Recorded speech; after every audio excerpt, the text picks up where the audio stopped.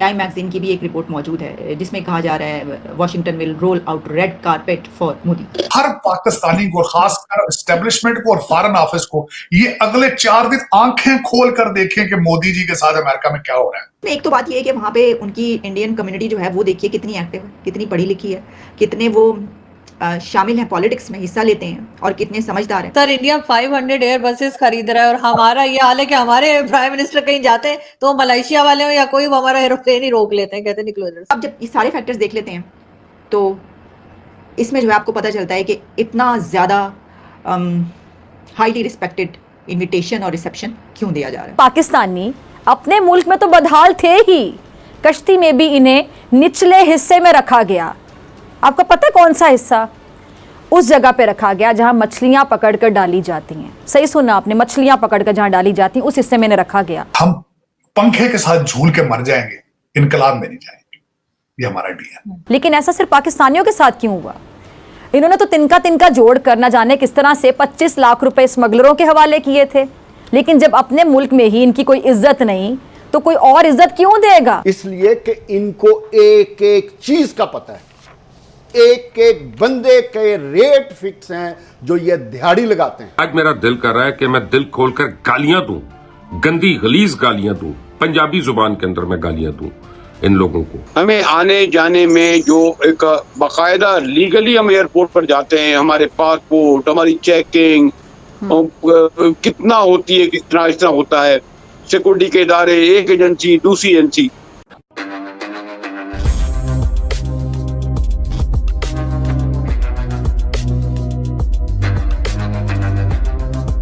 दोस्तों, हमारे प्रधानमंत्री मोदी जी अमेरिका जाने वाले हैं और अमेरिका मोदी जी के लिए रेड कारपेट बिछाने जा रहा है। और अमेरिका में नरेंद्र मोदी जी के इन 4 दिन के अमेरिका यात्रा के लिए बाइडेन सरकार यूं ही नहीं रेड कारपेट बिछाया है। बाइडेन सरकार को इस बात का पूरा अंदाजा है कि नरेंद्र मोदी जी का एक हाँ बनने से अमेरिका की लड़खड़ाती हुई अर्थव्यवस्था में न सिर्फ जबरदस्त उछाल आएगा बल्कि अगले कई सालों के लिए अमेरिका को बड़ी आर्थिक बूस्टर डोज भी मिल जाएगी। यही वजह है कि प्रधानमंत्री मोदी जी की पहली राजकीय यात्रा को लेकर के अमेरिका सरकार में काफ़ी ज़्यादा उत्साह बना हुआ है।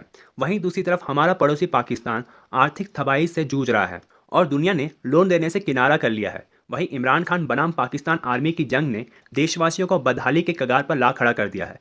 पाकिस्तान की इस आर्थिक बर्बादी का शिकार पाकिस्तान अधिकृत कश्मीर के लोग और वहां के नौजवान लंबे समय से हो रहे हैं। पीओके में इन नौजवानों को ना तो अच्छी शिक्षा मिल पा रही है, ना ही उन्हें रोजगार मिल पा रहा है। यही वजह है कि वे वैध या फिर अवैध तरीके से पाकिस्तान छोड़कर भाग रहे हैं। अब एक ताज़ा घटना ने पूरी दुनिया को हिलाकर रख दिया है। ग्रीस ने समुद्र तट के पास 300 पाकिस्तानी अवैध तरीके से यूरोप जाने की कोशिश कर रहे थे और उनकी डूबकर मौत हो गई है। इनमें से करीब 135 के आसपास लोग पीओके के बताए जा रहे हैं। तो चलिए दोस्तों, इसी पर आगे पाकिस्तानी मीडिया का रिएक्शन देखते हैं। सर इंडिया 500 एयर बसेस खरीद रहा है और हमारा ये हाल है कि हमारे प्राइम मिनिस्टर कहीं जाते हैं तो मलेशिया वाले हो या कोई वो हमारा एरोप्लेन ही रोक लेते हैं, कहते हैं निकलो इधर से। नहीं, ये आरजू आपने मेरे साथ मुझे ज्यादती किया, आपने भारत के साथ कंपेयर कर दिया।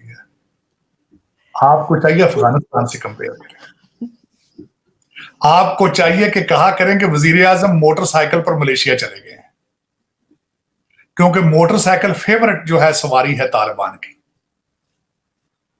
तो आप देखें ना, इसमें भारत के साथ आप कंपेयर ना किया करें। ये आपकी बेइज्जती है, भारत की नहीं। उसकी वजह यह कि आपने बड़ी मेहनत की है इस मुकाम पे पहुंचने के लिए। 76 साल लगाए आप इस मुकाम पे पहुंचने के लिए। दुनिया की जलालतें खैरात इकट्ठे करने में आप 76 साल आपने लगाए, बड़ी मेहनत की आप। देखें, मैं खुद मैं आज यकीन करें वो कश्ती डूबी है, मैं खुद समझता हूं मैं कश्ती का सवार हूं, क्योंकि मैं भी तो यही कुछ हुआ है यहाँ पे। मैं यहाँ पे एज ए स्टूडेंट आया तो मैं पढ़ के वापस चला जाता ना। मेरे बड़े भाई वकील थे, मुझे अक्सर कहते थे यार कि तू पढ़ने गया था, तू वहीं रह गया, तुमने हल्फिया बयान देकर गए थे कि मैं स्टूडेंट और मैं वापस चला जाऊंगा, लेकिन बाद में तूने इमिग्रेशन ले ली वहां पे, तुम्हारा जमीर तुम्हें मुलामत नहीं करता। ये मेरा बड़ा भाई वकील था खुद, वो मुझे खुद कहता था, मुझे खुद लगता था यार कि मैं पढ़ने आया था, चाहिए था पढ़ के वापस चला जाता, लेकिन मैं भी उस किश्ती का सवार हूं, उस किश्ती का वही उसका हिस्सा हूं मैं भी। और मैं रिजेक्ट हूं, पाकिस्तान से मुझे रिजेक्ट किया गया था, आज भी रिजेक्ट हूं।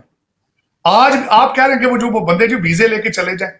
आरजू, मैं आपसे ये पूछता हूं, मेरे पास तो 2 पोस्ट ग्रेजुएट डिग्रीज हैं अमेरिका से, अगर इजाजत दें तो मैं कल लेकर आ जाऊं पाकिस्तान, मुझे चपड़ासी लगवा देंगे किसी दफ्तर में आप? सर ऐसा होता मैं खुद ना लग गई होती, मैं खुद घर बैठी हूँ। मुझे किसी सरकारी दफ्तर में मैं चाय लेके आ जाऊं, मुझे लगवा देंगे 2 पोस्ट ग्रेजुएट डिग्री के साथ, तो मैं आ जाता हूं वापस। आप कहते हैं कि ये बच्चे क्यों भाग रहे हैं? लेकिन सर किसी को सजा होगी, प्राइम मिनिस्टर ने ही तो कह दिया कि जी जो शोक मनाया जाएगा पूरे मुल्क में। आज उन्होंने कौमी परचम जो है वो भी सर्जन किया। इन्होंने ये किया है, FIA वालों ने 10 लोगों को पकड़ लिया है, अब उनसे 10-10 लाख लेके छोड़ देंगे उनको। देखिए ना, ये तो जब पता है हम हैं कौन। आरजू मैं सारी ज़रब तकसीम दी है, मैंने इधर से भी देखा है, उधर से भी पूछा है, ये भी किया है, वो भी किया है। मेरा रिजल्ट है कि हमारा DNA इंफीरियर DNA। मैं जब ये सोचता हूं कि हमारे आईवी लीग स्कूलों से पढ़ के यहां से जाते हैं, आईवी लीग स्कूलों से पढ़ के गए, येल से, हार्वर्ड से, कोलंबिया से, ऑक्सफोर्ड से, कैम्ब्रिज से, जिन स्कूलों की उम्रें 400-400 साल है, उनकी तालीम भी आपका कुछ नहीं बिगाड़ सके। आप फराडिये हैं बाय नेचर, आप धोखेबाज बाय DNA, आप सेल्फ सेंटर्ड हैं, आपको पता ही नहीं कि वफा अपने मुल्क के साथ क्या चीज है। लेगेसी तो बुज़दिल भी हैं सर, बुज़दिल भी हैं, आवाज नहीं उठाते हम। वो एक क्लिप था मेजर गौरव आर्या का, आई डोंट नो आपने ट्विटर पे देखा है कि नहीं, मैंने आपको टैग भी किया था। उसमें यही कह रहे हैं कि आवाज नहीं उठाते, चाहे वो लियाकत अली खान से लेके बेनजीर भुट्टो तक कोई बाहर नहीं आया। आरजू मैं बताना ये चाहता हूं, उन्होंने तो क्लिप भेजा ना। मैं 1986-85 में पंजाब यूनिवर्सिटी के कमरे में बैठा हुआ था, तो मेरा एक जो मुझसे सीनियर एक लड़का था, उसके पास सिल्वर मेडल था मैथ में, मास्टर्स इन मैथ। उसको नौकरी नहीं मिली, तो मैं वापस आया एक दिन, तो मेरे पास एज ए गेस्ट आके ठहरा हुआ था, तो रो रहा था बैठ के। मैं आके वापस उससे मिला, तो मैं भी उसके साथ बैठ के रोया। उसका वालिद स्कूल टीचर था। हम सारे लड़के इकट्ठे हो गए, तो मैंने उस दिन उनको कहा कि यही जो बेरोजगार मास्टर डिग्रियां गोल्ड मेडल और सिल्वर मेडल वाले, ये इनकलाब लेकर आएंगे। लेकिन बाद में मेरी ओपिनियन चेंज हुई। हमारा DNA हम पंखे के साथ झूल के मर जाएंगे, इनकलाब में नहीं जाएंगे। हर पाकिस्तानी को, खासकर एस्टेब्लिशमेंट को और फॉरेन ऑफिस को, ये अगले 4 दिन आंखें खोल कर देखें कि मोदी जी के साथ अमेरिका में क्या हो रहा है।